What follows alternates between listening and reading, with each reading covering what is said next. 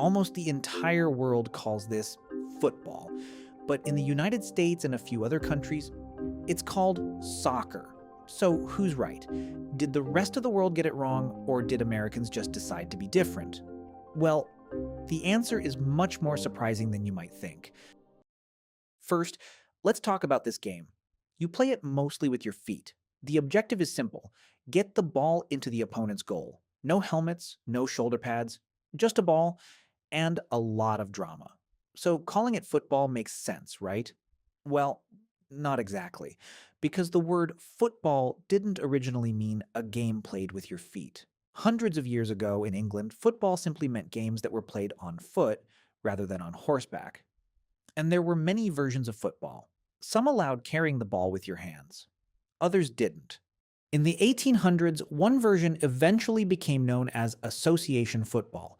The name came from the Football Association, the organization that standardized the rules of the game.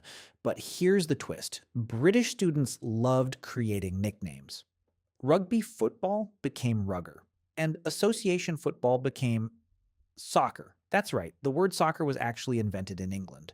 Over time, most countries continued using the term football, but places like the United States, where another sport had already become known as football, kept using the word soccer instead. So, who's right? Technically, both are. The world's most popular sport can correctly be called football or soccer. It just depends on where you grew up.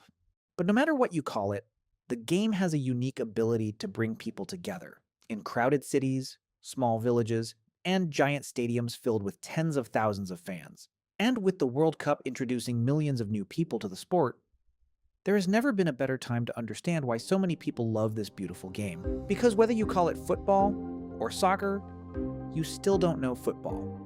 Yet. So, subscribe right now.